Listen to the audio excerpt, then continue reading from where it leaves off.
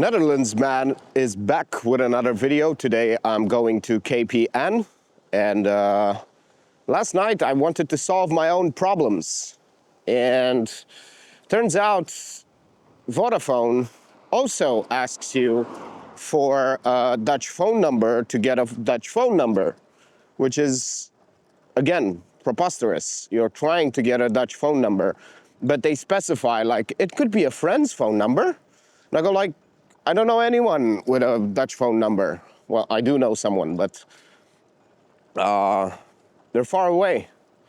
And it's obnoxious. Like, why would you ask for a Dutch phone number in order to buy a Dutch phone number?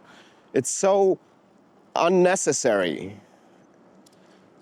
Like, you don't even need to basically get what's it called? I was getting a bit distracted there, but it does not matter that much. You can have a foreign number. They can call a foreign number. They're a provider, a phone provider, a service phone provider. So they can call foreign numbers with no issues. So why would they just, like, they are the ones who provide the service. It's like, just, yeah, I don't get it, man. In other countries, you just go, you have your ID, and with your ID, you can just get the plan and the phone and everything else.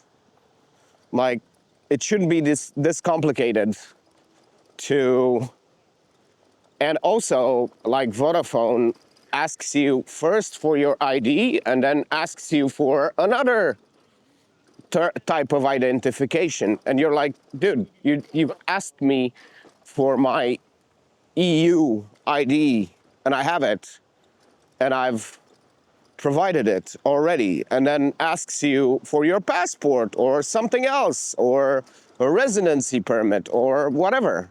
And I go, like, but you don't need that. Like, I already provided the thing that you asked for. Now you're asking me for something else. And I go, like, okay, I'm gonna give you that. I gave them that, and then they go, like, could you also provide us with a Dutch number? It can be a landline, it can be a friend's. And I'm like, I don't have a Dutch number.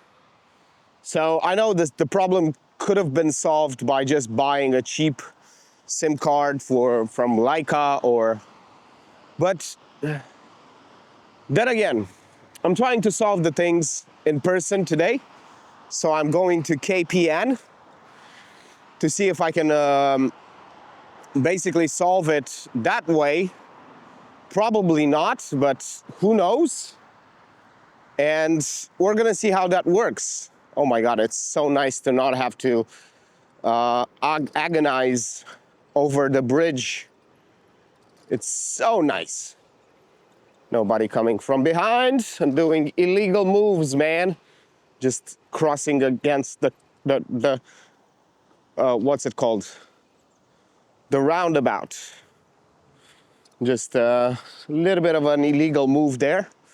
I hope Dutch people don't crucify me again. But I'm gonna try to see if KPN can solve this. They're probably not.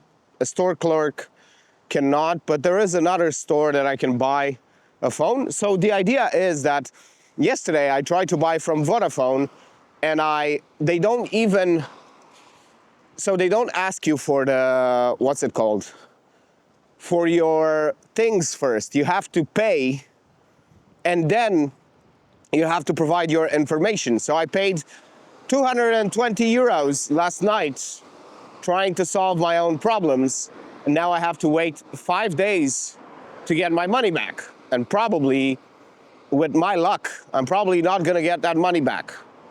So, yeah, that's how shitty things can get. Like, such a simple thing. I'm trying to pay someone, I'm trying to get a service, and I've spent now countless hours, well, not really countless hours, but about 4 hours trying to do this, because I tried to do it with KPN. I tried to do it with Vodafone, and the first one was, I don't even remember, Holland's New or something like that. And with Holland's New, they didn't even like accept my ID card. They were like, no, we only take Dutch ID cards or passports. And it's so frustrating because I don't have my passport with me because I'm in the EU. I don't need a passport in the EU.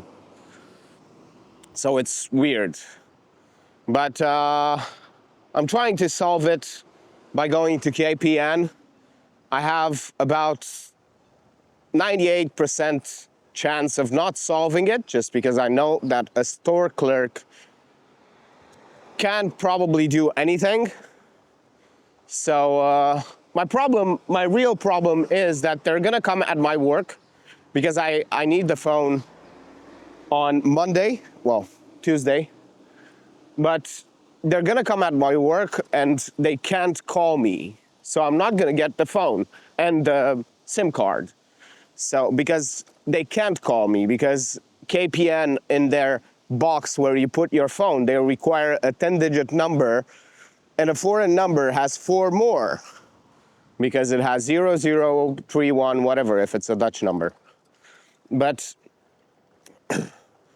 they require a 10-digit number, and I put the 10-digit number, but unfortunately, they don't have the international codes. So the guy cannot call me. He tried to deliver, and he cannot call me. And I was like, okay, but what can I do? Like, I didn't get any notifications, anything. I checked my email, I checked everything. I went outside like 4 times to see if the guy was there. Nothing. So, yeah, and they give a 2-hour window where they're gonna be like, oh, the delivery guy is gonna be in two hours there. What, should I stay outside just for 2 hours in order to get the phone? That's preposterous. And see, now that's the problem. Like, why don't you just let people put a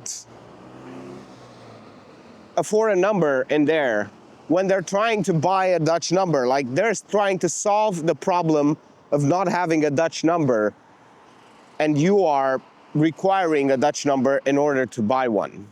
That's how crazy it is. And, well, I am going to probably solve my own issue now by going to the, what's it called, to the center and trying to buy from a different company, or, yeah, if they have the phone. Because my problem is that they don't always carry the phones that I want. I don't want the latest iPhone. I want some phones that are cheap and they are waterproof. And yeah, I don't want to pay 1,500 euros for an iPhone that I'm not going to use and that I'm going to break because I'm going to use it for delivery. Yeah. So they don't carry those phones except online. So that's my problem. My problem is that they don't carry the phones that I want. And yeah, we're gonna see how that works. If I can buy the phones and do the things and solve the issues. Probably not, just because KPN is a pain in the butt. So of course, the KPN clerk cannot do anything. He tried his best, but the same thing happened. Whenever you try to put the foreign number, it accepts it, but it doesn't put the code in front of it. The +31, it's for Netherlands. For other countries is another code. So you can't. So you basically need a phone number, a Dutch phone number, in order to buy a Dutch phone number online as a delivery. So what I did is I just bought a SIM card, a monthly plan. Even though it's more expensive, I will cancel it once I finish my work contract. And I also bought a phone, a Nokia rugged phone, so that I can, it's IP68 69K resistant, which means that it can go up to 2 meters underwater, and it's shock resistant. I'm not gonna test that. I'm definitely not gonna test test that. It's not as good as the phone that I wanted to buy. The phone that I wanted to buy had better fast charging. This one has fast charge, not really fast charging, but it does have charging, USB charging. And I basically got it because it's waterproof. My other phone is not waterproof. I got it at a secondhand store, the CEX. And I'm really happy that I bought this phone instead of the other phone, just because I don't have to worry too much about the damage, about the fall damage and all kinds of other things, and about the rain. The other one had an IP68. This one has an IP69K. So it's better than the other one, dust waterproof resistant, so it's quite good. I'm waiting for it to update in order to have access, and it did update, so it's super nice. I'm going to go home, not home, I'm gonna go meditate first, and then I'm gonna go home to cook for myself, because I have a full week that I can deliver. I can do all kinds of things that are going to be nice. I'm just outside in the park, in a not national park, but it's a nature park. It's called Twinksy. And of course, they don't have benches. So I had to meditate on this pole over here, which was a bit uncomfortable, but it does not matter that much. Now I'm gonna go to a supermarket and go home. But until then, let's finish the story. So it seems like the best way to do it is to buy a secondhand phone and to get a monthly SIM card, prepaid SIM card, so that I can cancel every month. I don't have to worry about a year.